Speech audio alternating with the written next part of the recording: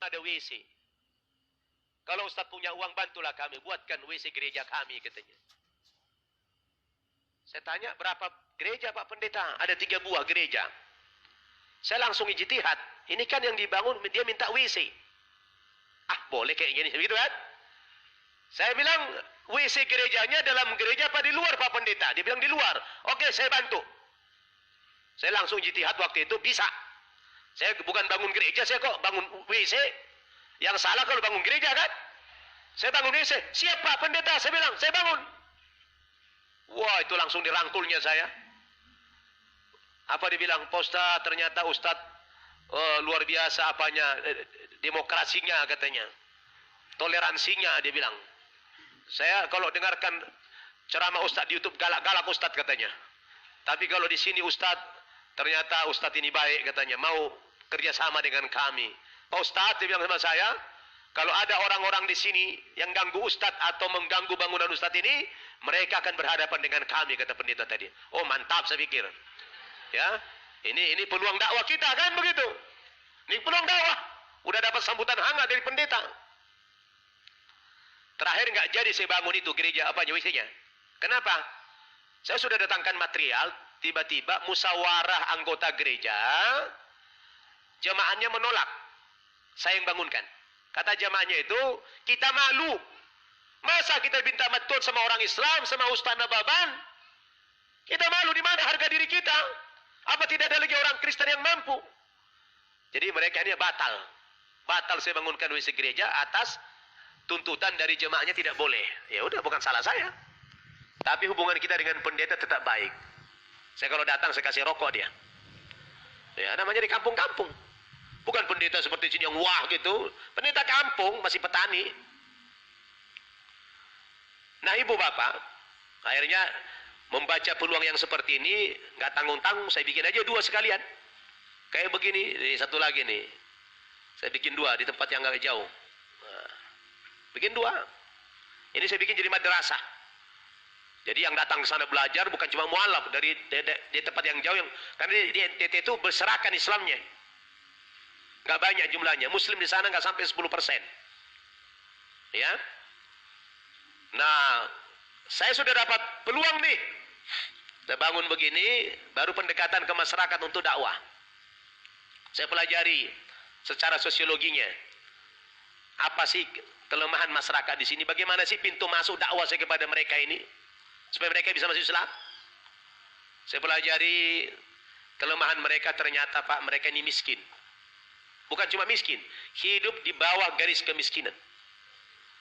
Dan yang paling membuat mereka miskin apa? Tidak ada air. Mereka makan itu masih singkong. Nggak ada air.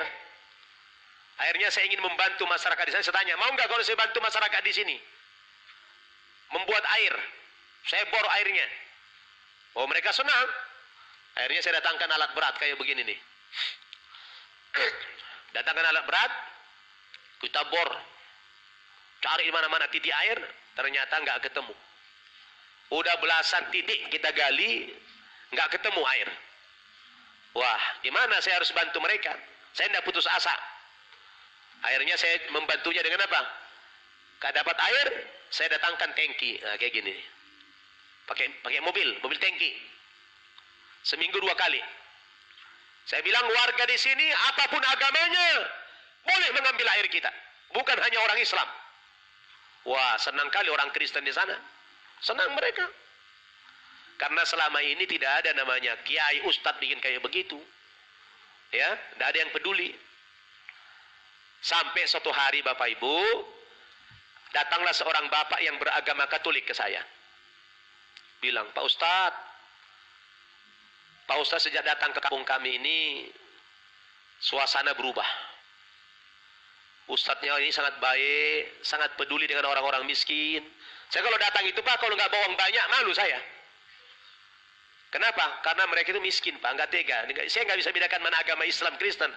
Kita bantu dikit-dikit lah, 50.000, 10.000, berapa kayak kita kasih itu. Nggak tega. Karena kerja mereka apa? Ngerja itu menghancurkan batu-batu gede itu, dijual, dimasukkan ke truk, itu cuma 150.000 satu truk. Itu ngancurin batu karang itu 150.000 satu truk. Berapa lama itu bisa ada satu truk? Itu 2 minggu. 2 minggu dapatnya satu truk. Itu dia sudah mecahin, masukkan lagi ke truk itu. Itu 2 minggu dapat satu truk. 150.000 harganya. Berarti sebulan berapa? 300.000. Makan apa mereka coba? Kita. Tapi mereka orang-orang yang ikhlas. Agamanya apapun, baik mereka. Akhirnya datanglah seorang bapak ke saya. Ustadz, Anda ini sangat baik sekali. Sepertinya Anda tempat saya minta tolong yang tepat. Apa itu Pak? Begini Ustadz. 2 orang putri saya sudah putus sekolah. Karena gak punya biaya. Kalau Ustadz berkenan, bantulah saya. Bantulah anak saya. Supaya mereka bisa berpendidikan. Dan tidak mengapa putri saya diislamkan. Kata si bapak Katolik ini ke saya. Gak mengapa diislamkan. Bapak jangan begitu, saya bilang.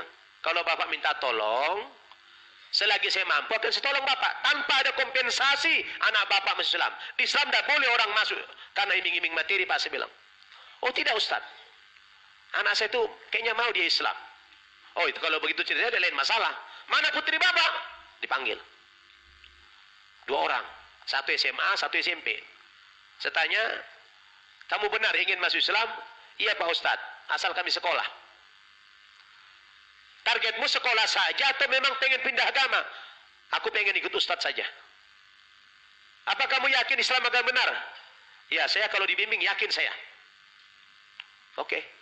Saya tidak mau mendesak ketika itu. Akhirnya saya bilang sama bapaknya, bikin pernyataan tertulis. Disaksikan RT RW. Karena saya pendatang ke sana, ya kan? Nanti dapat laporan saya, wah, mengislamkan orang, paksa macam-macam, penjara kita. Bikin tertulis, didatangkan RT RW, akhirnya ini orangnya, saya syahadatkan, ini bapaknya penyerahan ini bapak itu yang Katolik, ini 2 anaknya nih. Akhirnya saya syahadatkan di sana, yang penting sekolah. Karena orang tuanya miskin, rumahnya lantai tanah, makanannya masih singkong. Akhirnya setelah masuk Islam, saya dandanin dia. Seminggu kemudian bawa ke Jakarta pakai pesawat. Bayangin makan singkong naik pesawat. Ya kan, berapa derajatnya naik itu. Sampai di pesantren, 2 putri ini saya pilih kamar yang paling bagus, yang ber-AC. Saya servis dia. Kasih kamar yang ber-AC, tempat tinggal tidur yang empuk. Saya kasih makan enak-enak, saya carikan tempat sekolah yang bagus, saya kasih mereka berdua, 1 orang, 2 orang itu motor untuk kendaraan ke sekolah. Saya kasih uang jajan tiap hari. Wah, ini anak luar biasa. Kesannya itu luar biasa. Tidak lama dia telepon ayahnya. Ayah, tidak sia-sia ayah menyerahkan kami ke Ustaz Nababan dan kami diislamkan. Ternyata kami di Islam itu dimuliakan ayah, kata si anak ini. Ayah tahu, kami di Jakarta dikasih tempat tinggal yang ber-AC. Makan kami enak-enak. Saya disekolahkan Ustadz di tempat yang bagus. Aku dikasih motor sama Ustadz, dikasih uang jajan. Kalau bisa ayah dan mama ikut masuk Islam saja. Kata putrinya ini. Jadi bukan saya lagi yang ngajak, anaknya ngajak ayahnya. Ayahnya nangis, terharu. Sampaikan ucapan terima kasih kami kepada Ustadz. Kalau memang itu permintaanmu nak, ayah dan mama nanti kapan-kapan saja. Ini masih ada adikmu baru tamat SD. Kalau memang Ustadz mau, gak apa-apa, bawalah adikmu ke Jakarta. Kata ayahnya ini. Bawa gak apa-apa, diselamkan. Akhirnya saya berapa bulan kemudian datang ke sana. Benar. Dia punya 4 orang anak. Yang satu masih, waktu itu masih kelas 2 SD. Yang paling kecil. Yang di bawah ini, udah tamat SD. Akhirnya saya diserahkan sama ayahnya itu, anak yang ketiga. Saya islamkan lagi nih anaknya. Saya islamkan, saya bawa ke pesantren. Nah si bapak ini namanya Pak Matius. Pak Matius ini, dia namanya Tahadus bin Ni'mah. Sebagai ungkapan syukur dia suka cerita sama tetangga-tetangganya. Dia cerita sama tetangga. Itu Ustaz Nababan yang suka datang kemari itu yang bangun ini. Orangnya baik banget. Dia suka nolong yang susah.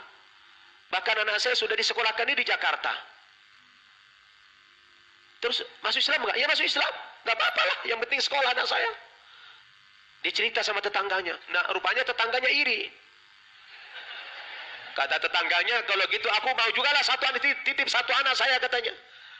Ustadz kalau kemari saya titip anak satu katanya. Saya ke sana lagi, datang dikasih anak satu saya ini sama tetangganya nih. Ini saya syaratkan nih.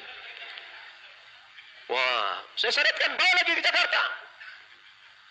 Rupanya Pak, yang namanya berita itu kan cepat nyebar. Biasalah MLM. Ya kan, mulut lewat mulut. Cepat menyebar.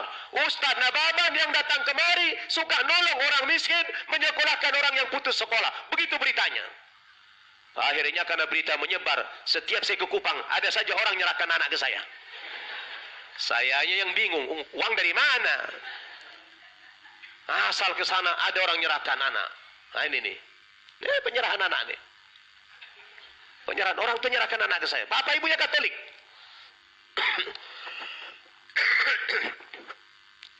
Nah, saya terima. Di hari yang sama ada telepon dari Nias. 2 orang pengen masuk Islam. Saya kirim tiket, suruh datang ke Jakarta. Ada lagi dari Bangka Belitung, pengen masuk Islam. Kirim tiket, suruh ke Jakarta. Di hari itu 4 orang ingin masuk Islam. Akhirnya setelah saya di Jakarta, udah berkumpul 4 orang ini, ingin kita syahadatkan, saya berpikir, saya akan buat ini syiar, supaya besar. Akhirnya kita bikin acara pengislaman, melibatkan banyak duta besar negara Arab yang hadir. Waktu itu ada 6 orang duta besar negara Arab.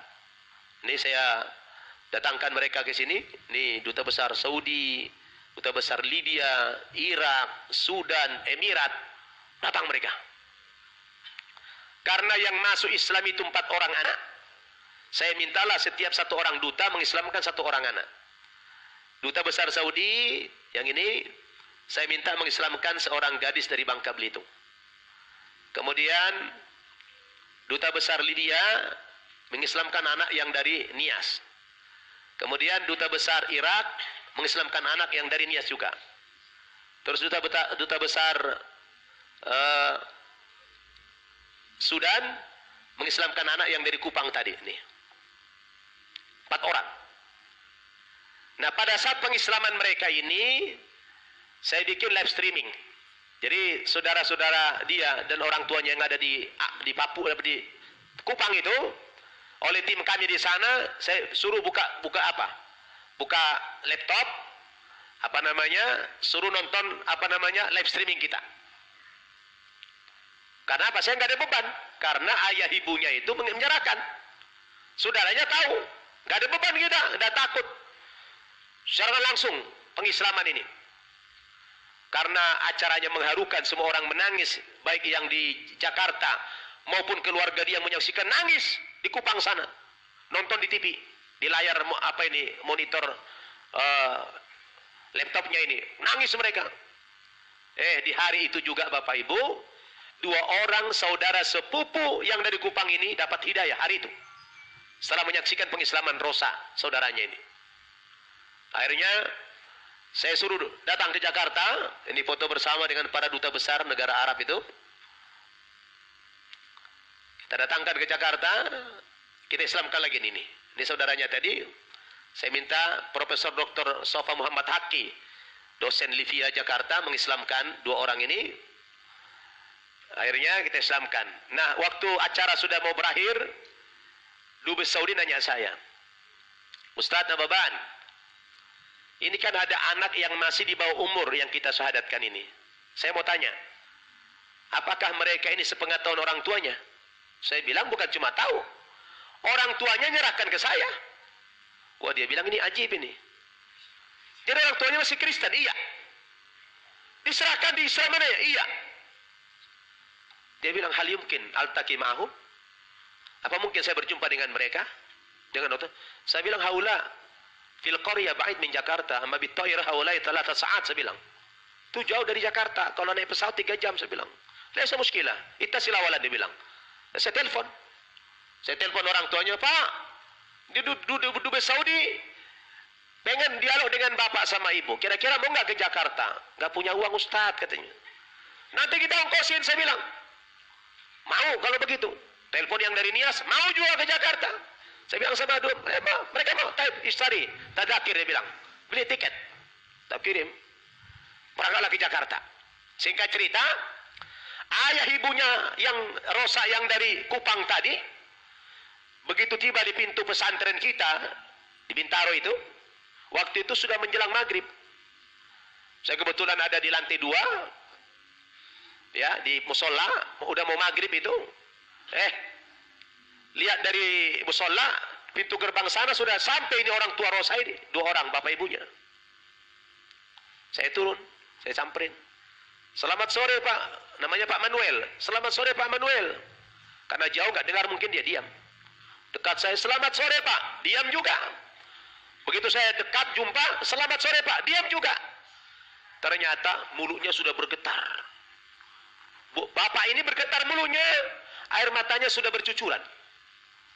Saya bilang, Bapak kenapa menangis? Ustadz, saya tidak tahu katanya. Ketika saya tadi tiba di pintu gerbang pesantren Ustadz ini, aura pesantren ini beda dengan gereja Carasakan, dia bilang. Berdebar-debar jantung saya. Otak saya ini bergolak sekarang, dia bilang. Oh iya Pak. Oke, kita cepat dulu. Masuk ke kantor dulu. Bawa kantor. Sampai di sana, duduk. Apa dia bilang? Pak Ustadz, boleh nggak saya ngomong sama Ustadz? Apa itu Pak? Saya sama istri sudah sepakat pengen ikut agama anak kami. Kami ingin masuk Islam. Subhanallah. Itu saya bergetar dengarkan itu. Bapak kenapa ingin masuk Islam? Saya tidak bisa cerita dengan kata-kata Ustaz. Pokoknya yang saya bayangkan, saya ingin seagama dengan anak saya. Baik, nanti kita lanjut pas azan. Saya sholat dulu Pak. Sholat, tinggal mereka di situ. Habis sholat tanya. Bapak serius ingin masuk Islam? Iya Pak Ustaz. Udah sepakat dengan istri. Lalu saya tanya, kapan maunya? Kalau bisa sekarang Pak Ustaz. Oh begini aja Pak. Bapak ke Jakarta ini kan diongkosin Duta Besar Saudi. Besok jam 9 kita ada jadwal meeting sama beliau di kantornya jam 9 pagi. Di kantor kedutaan saya bilang. Bagaimana kalau beliau saja mengislamkan Bapak besok sama Ibu? Jangan Pak Ustadz, malam ini aja kami. Maksa dia malam itu. Saya bilang besok aja Pak, supaya ada hadiahnya sama beliau, supaya bangga beliau, saya bilang. Karena beliau ngungkusin Bapak. Malam ini lah Ustadz. Ngotot itu sampai debat kami. Saya minta tolong sampai besok. Terakhir dia ngalah. Akhirnya mau dia besok diselamatkan. Cuma malam itu saya Pak gelisah. Gelisah saya. Kenapa gelisah? Saya takut mati mereka. Karena saya tunda-tunda pengislaman. Dia sudah maksa harus Islam malam itu juga. Saya bilang besok. Malam itu Pak saya nggak bisa tidur. Nunggu subuh lamanya minta ampun. Dikit-dikit lihat jam saya. Waduh lama kali subuh ini. Lama kali rasanya. Saya takut kalau dia mati. Padahal dia ingin masuk Islam. Begitu azan subuh saya pergi ke kantor lihat masih ada pergerakan. Waduh. Lega saya Pak. Alhamdulillah ya Allah. Masih hidup orang ini gitu kan. Ya. Saya kedor pintunya. Pak Manuel siap-siap ya. Bapak mandi kami sholat. Nanti habis sarapan kita berangkat. Iya Pak. Suruh ibu mandi cepat ya. Ya. Habis sarapan pagi pergi kami ke kantor. Sampai jam 8 di kantor. Belum datang dubes. Datang jam 9 tepat. Itu datang dubes saya salam. Saya peluk. Saya cerita udah datang ini orang tua yang dari Nias, dari Kupang. Cuma saya bilang sama beliau, dubes, ini orang tua si Fulan yang datang dari tadi malam dapat hidayah, menyatakan ingin masuk Islam. Iya, saya bilang. Aina huma? Hunak, saya bilang. Dan saya minta anda mengislamkan. Dia langsung berbindar-bindar matanya, terharu, karena dia ngongkosin. Begitu jumpa, dia panggil, wawancara dikit, langsung kita syahadatkan, ini pensahadatannya. Ini beliau, ayah ibunya si Rosa itu, disyahadatkan di kantor kedutaan Saudi Arabia. Yang langsung syahadatkan adalah beliau, Dubes Saudi. Habis syahadatkan, kasih briefing sedikit, saya terjemahkan, kemudian dia kasihlah uang sedikit. Ustadz, ini ada hadiah sedikit buat orang ini. Tolong belikan pakaian muslim mereka. Siap, saya bilang. Besokannya kita bawa ke Tanah Abang. Beli baju koko. Nah istrinya mau kita belikan jilbab. Permintaannya jilbab yang panjang, yang syar'i, yang sampai ke lutut. Saya bilang, ibu tidak salah nih. Minta jilbab syar'i pakai begini. Ibu sanggup pakai begini. Saya bilang, memangnya kenapa Ustaz? Lah ibu kan masih baru. Ibu kan tinggal di daerah Kristen. Nanti ibu, apa kata orang sana? Nggak apa-apa Ustaz, ini kan maunya saya sendiri katanya. Ya udah kalau memang ibu siap, kita belikan jilbab yang panjang. Seminggu di Jakarta, saya kasih dia pelajaran bagaimana wudu, bagaimana sholat, dan itu pulang ke Kupang. Benar apa yang saya duga. Sesampainya di kampung dia, nggak ada muslim di kampung dia, nggak ada, sama sekali nggak ada muslim. Sampai di kampung dia itu, dia diteror sama orang sekampung. Kamu kenapa kamu begini? Kamu kemarin ke Jakarta pakai celana pendek. Pulang kamu sudah begini pakainya, kamu sudah muslimnya. Dia jujur, ya saya udah muslim, udah ikut agama anak saya. Oh langsung dia dibully, dihujat, dimaki. Berhari-hari mereka dihujat. Sampai suatu hari ada tetangga dia Raja Kupang, ya tetangga nggak begitu jauh lah, mendengar ada orang masuk Islam dan dihujat habis-habisan, ya sampai mereka shock. Itu Raja Kupangnya marah, membela yang dua ini. Dia kumpulkan warga dia. Hei kalian warga saya, ada apa kalian kok mencaci maki orang ini? Gara-gara ini mereka masuk agama Islam. Ini negara Pancasila. Ini bukan negara Kristen, bukan negara Islam, bukan negara Katolik. Ada 5 agama diakui di negara ini. Orang bebas memilih agama apa saja. Kenapa kalian marah sama orang ini? Itu hak dia. Dibela habis sama si bapak itu. Senang, ini raja yang bela ini. Subhanallah, dari membela dia, nggak lama yang membela ini dapat hidayah. Raja Kupang itu dapat hidayah bersama istri dan anak-anaknya. Gara-gara apa? Dia lihat ibu ini perubahan akhlaknya luar biasa. Katanya si ibu ini yang masuk Islam ini, ibunya Rosa ini, dulu sebelum Islam ini paling dimusuhi warga, paling cerewet, tukang gibah, paling banyak musuhnya. Tapi katanya setelah masuk agama Islam orang ini, perubahan akhlaknya 180 derajat. Jadi pendiam, pakai baju yang panjang-panjang, yang islami, walaupun belum bisa apa-apa. Mereka terharu sekeluarga melihat akhlak si ibu ini. Barangkali ini yang benar. Begitulah yang dicamkan bapak ini. Baru tidak lama ditelepon saya sama Pak Manuel ini. Pak Ustadz, ini ada tetangga saya Raja Kupang yang bela-bela kami karena kami masuk Islam, dari masyarakat yang menghujat kami. Ingin masuk Islam Pak Ustadz sekeluarga. Kaget saya. Saya tidak percaya itu. Kalau bisa Pak Ustadz, ajak dia ke Jakarta. Islamkan di Jakarta. Saya bilang, nggak mungkin lah Pak. Saya bilang, 7 orang. Memang dasarnya saya nggak percaya. Saya nggak percaya apa iya gitu loh. Saya nggak percaya. Kecuali yang bersangkutan datang sendiri ke Jakarta, saya sambut. Sebentar Ustaz, ya saya tanya dulu orangnya. Ya katanya, tanya. Mereka sekeluarga mau bayar sendiri karena dia raja, punya uang. Dia mau ongkos sendiri ke Jakarta. Oke, saya bilang, kalau ongkos sendiri saya jemput di bandara, nanti saya Islamkan di Jakarta. Benar, datang mereka. Bayar sendiri. Saya jemput di apa? Di Halim. Sampai ke pesantren saya tanya, Bapak, namanya, kalau nama Islamnya Usman. Dipanggilnya raja-raja gitu aja. Pak Raja, benar ingin masuk Islam? Iya Pak Ustadz. Ibu benar? Iya. Anak-anak ini, iya ikut kami. Kalau boleh tahu Pak, kenapa Bapak ingin masuk Islam? Saya pun tidak tahu Pak Ustadz katanya. Saya senang aja melihat ibunya Manuel itu katanya. Mereka setelah masuk Islam itu kok perubahan akhlaknya kok beda gitu. Saya tidak pernah melihat orang seperti itu katanya. Dan saya kasihan sama dia, dibully habis-habisan. Sejak itu saya sama istri sudah mulai respect sama dia katanya. Tak kenapa saya tiba-tiba kami pengen masuk agama Islam. Saya ajak anak-anak saya. Subhanallah. Serius Bapak? Iya. Lalu saya telepon Duta Besar Saudi. Pak Dubes, ini ada satu keluarga 7 orang ingin masuk agama Islam. Raja Kupang lagi, saya bilang. Dia dapat hidayah gara-gara akhlak si ibu yang sudah kita Islamkan beberapa hari yang lalu. Dia terharu. Di mana sekarang? Saya bilang di pesantren. Oke, bawa ke rumah saya.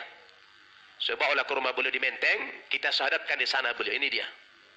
Ini Pak Raja Kupang itu. Ini disyahadatkan oleh Duta Besar Saudi Arabia. Semua keluarganya.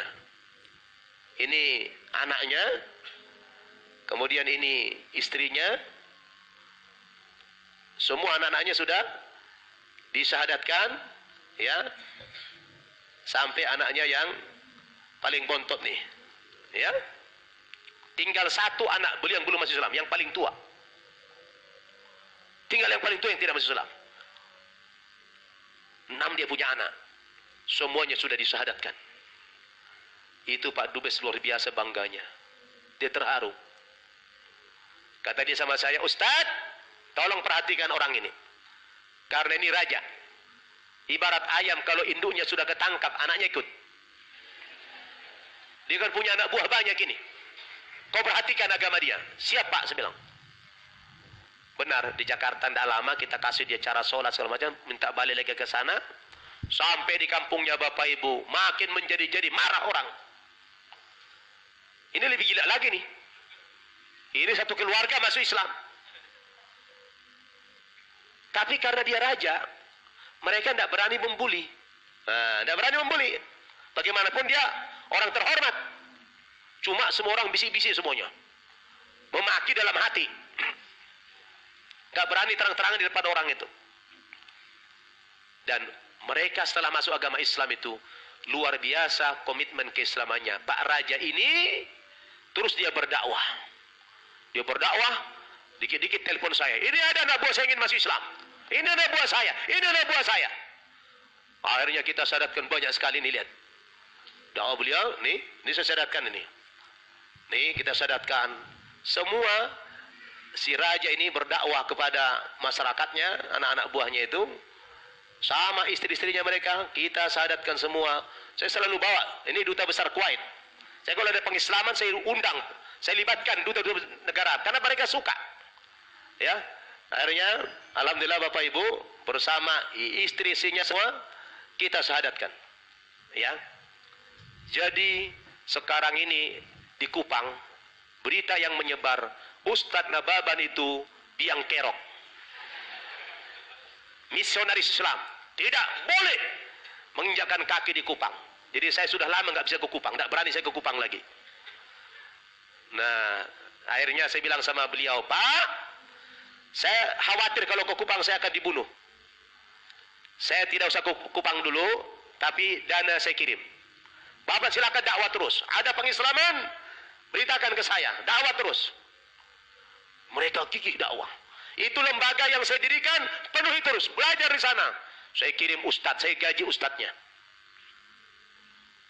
Jadi dalam kesimpulan saya ternyata dakwah kepada orang non muslim itu kalau tekniknya tahu, caranya bagus, metodenya bagus, insya Allah orang akan berbondong-bondong masuk agama Islam itu.